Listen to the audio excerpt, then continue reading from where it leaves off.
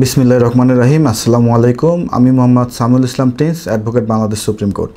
আজকে আমি যে বিষয়টি নিয়ে আলোচনা করব সেটি হচ্ছে কোর্ট ম্যারেজ। বাংলাদেশে কোর্ট ম্যারেজ শব্দটি বহুল প্রচলিত একটি শব্দ। একজন নারী ও পুরুষ যদি আদালত প্রাঙ্গণে এসে একজন আইনজীবীর মাধ্যমে এফিডেভিট সম্পন্ন করে একটি বিবাহ সম্পন্ন করে এবং সেই এফিডেভিটটি যদি ক্ষেত্র বিশেষে নোটারি পাবলিক বা ম্যাজিস্ট্রেটের সত্যায়নের মাধ্যমে সম্পন্ন করা হয়, সেই এফিডেভিটটি মূলত কোর্ট ম্যারেজ নামে পরিচিত। মনে রাখবেন যে শুধুমাত্র একটি এফিডেভিটের মাধ্যমে বিয়ে সম্পন্ন হলেই বিয়েটি পরিপূর্ণতা লাভ করবে না। আপনাকে আইনগতভাবে বৈধ একটি বিবাহ সম্পন্ন করতে হলে বেশ কিছু ধাপ ফুলফিল করতে হবে।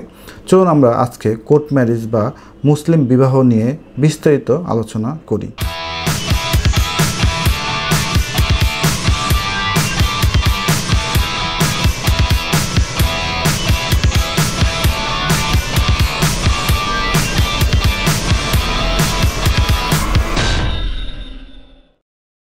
মনে রাখবেন, যখন কোর্ট ম্যারেজ করার আপনারা সিদ্ধান্ত গ্রহণ করবেন তখন অবশ্যই আপনারা একজন বিজ্ঞ আইনজীবীর শরণাপন্ন হবেন। বিজ্ঞ আইনজীবীর শরণাপন্ন হলে বিজ্ঞ আইনজীবী আপনাকে কোর্ট ম্যারেজ সংক্রান্ত বিভিন্ন বিষয় নিয়ে অবহিত করবে। চলুন আমরা দেখি যে কোর্ট ম্যারেজ করতে হলে আপনার কি কি ধরনের প্রস্তুতি গ্রহণ করতে হবে এবং কি কি ধরনের ডকুমেন্টের প্রয়োজন পড়বে। কোর্ট ম্যারেজ করতে হলে প্রথমেই আপনাদের যে বিষয়টি খেয়াল রাখতে হবে সেটি হচ্ছে ছেলে এবং মেয়ের বয়স।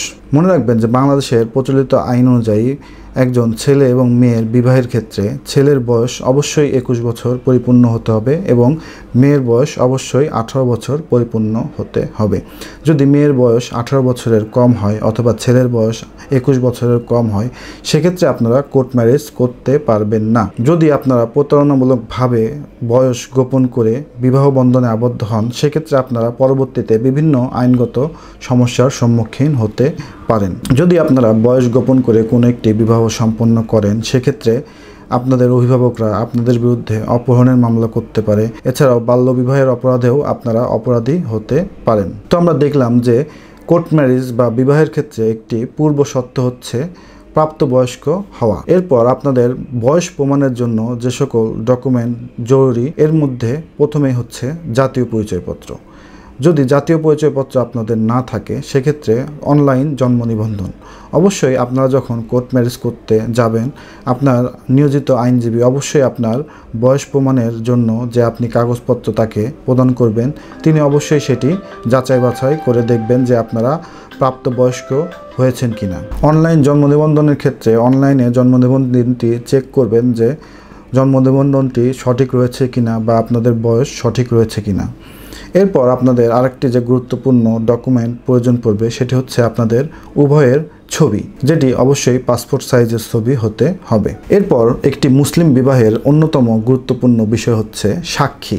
আপনাদেরকে অবশ্যই 2 জন প্রাপ্তবয়স্ক পুরুষ সাক্ষী নিয়ে আসতে হবে। যদি 2 জন পুরুষ সাক্ষী আনতে না পারেন, সেক্ষেত্রে একজন পুরুষ সাক্ষী এবং 2 জন মহিলা সাক্ষীর প্রয়োজনীয়তা রয়েছে আপনাদের কোর্ট ম্যারেজ করার ক্ষেত্রে। এই সকল ডকুমেন্ট নিয়ে যখন আপনি একজন আইনজীবীর শরণাপন্ন হবেন কোর্ট ম্যারেজ করার জন্য, তখন আইনজীবী এই কাগজগুলো বা আপনার ডকুমেন্টগুলো যাচাই বাছাই করে একটি জুডিশিয়াল স্ট্যাম্প প্রস্তুত করবেন, যেটিকে আমরা হলফনামা বলে থাকি।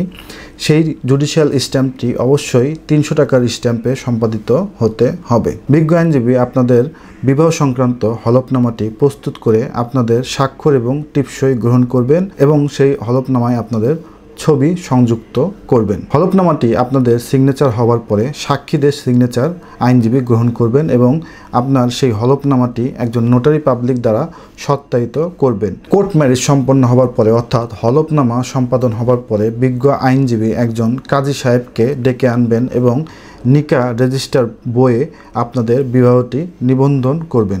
মনে রাখবেন যে একটি মুসলিম বিবাহ নিবন্ধন করা বাধ্যতামূলক। আপনারা যদি আপনাদের কোর্ট ম্যারেজটি একজন কাজীর মাধ্যমে নিবন্ধন না করেন, সেক্ষেত্রে পরবর্তীতে আপনারা সেই বিয়ের বিষয়ে কোনো আইনগত অধিকার খাটাতে পারবেন না। অর্থাৎ পরবর্তীতে যদি আইনগত কোনো সমস্যা হয় অথবা আপনাদের মধ্যে যদি কোনো ধরনের সমস্যার সৃষ্টি হয়, সেক্ষেত্রে আপনারা যদি বিবাহটি নিবন্ধন না করেন, সেক্ষেত্রে নানাবিধ আইনগত সমস্যার সম্মুখীন আপনারা হবেন। সুতরাং মনে রাখবেন যে একটি কোর্ট ম্যারেজকে অবশ্যই নিবন্ধিত হতে হবে। আইনজীবী আপনাদের বিবাহটি নিবন্ধনের পরে আপনাদেরকে একটি রিসিট প্রদান করবেন, অর্থাৎ কাবিননামার রিসিট, অর্থাৎ সেই রিসিটে আপনারা কত নাম্বার ভলিউমে এবং কত তারিখে এবং কত পৃষ্ঠায় আপনাদের বিবাহটি নিবন্ধন করবেন তার একটি রিসিট আপনাদেরকে প্রদান করবেন। যে রিসিটের মাধ্যমে আপনারা পরবর্তীতে আপনার আইনজীবীর মাধ্যমে অথবা যে কাজী আপনাদের বিবাহটি নিবন্ধন করলো তার মাধ্যমে আপনাদের বিয়ের একটি কাবিননামা উঠাতে পারবেন, যেটি আপনার বিবাহের একটি বড় দালিলিক প্রমাণ হিসাবে বিবেচিত হবে। মনে রাখবেন যে একটি মুসলিম বিবাহ রেজিস্ট্রি ফি অবশ্যই স্বামীকে পরিশোধ করতে হবে। একটি মুসলিম বিবাহ রেজিস্ট্রি ফি কত হবে এর উপরে আমার চ্যানেলে একটি বিস্তারিত ভিডিও রয়েছে, আপনারা সেখান থেকেও ভিডিওটি দেখে আসতে পারবেন। আমি সংক্ষেপে বলি, যদি 1 লাখ টাকা আপনার বিবাহের দেনমোহর হয় সেক্ষেত্রে আপনাকে 1400 টাকা রেজিস্ট্রি ফি পরিশোধ করতে হবে। ঠিক একইভাবে 5 লাখ টাকা পর্যন্ত প্রতি লাখে আপনাকে 1400 টাকা করে পরিশোধ করতে হবে। অর্থাৎ 5 লাখ টাকা যদি আপনার বিয়ের কাবিন হয় সেক্ষেত্রে আপনাকে 7000 টাকা রেজিস্ট্রি ফি পরিশোধ করতে হবে। ঠিক একইভাবে যদি আপনার বিয়ের কাবিন 5 লাখের অতিরিক্ত হয় অর্থাৎ 6 লাখ হয় সেক্ষেত্রে প্রতি লাখের জন্য 100 টাকা করে আপনার বিবাহ নিবন্ধন ফি নির্ধারিত হবে। অর্থাৎ 6 লাখ টাকার ক্ষেত্রে 7100 টাকা, 7 লাখের ক্ষেত্রে 7200 টাকা, 8 লাখের ক্ষেত্রে 7300 টাকা আপনার বিবাহ নিবন্ধন ফি নির্ধারিত হবে। আবার যদি 4 লাখ টাকা হয় তাহলে 1400 × 4 যে টাকাটি আসবে সেটি আপনার বিবাহ নিবন্ধন ফি হিসেবে নির্ধারিত হবে। অর্থাৎ 5 লাখ টাকা পর্যন্ত প্রতি লাখে 1400 টাকা করে আপনাকে নিবন্ধন খরচ পরিশোধ করতে হবে এবং 5 লাখের উপরে যত লাখ হবে প্রতি লাখের জন্য আপনাকে 100 টাকা করে নিবন্ধন ফি পরিশোধ করতে হবে। সুতরাং আমরা আজকে আলোচনা করলাম যে কোর্ট ম্যারেজ কি এবং একটি কোর্ট ম্যারেজ কিভাবে সম্পন্ন হয় এবং একটি কোর্ট ম্যারেজের হলফনামা কত টাকার স্ট্যাম্পে সম্পাদিত হবে এবং একটি বিবাহ নিবন্ধন করা বাধ্যতামূলক কেন এবং একটি বিবাহ নিবন্ধন ফি কত টাকা নির্ধারিত রয়েছে। ভিডিওটি শেষ পর্যন্ত দেখার জন্য ধন্যবাদ। আসসালামু আলাইকুম।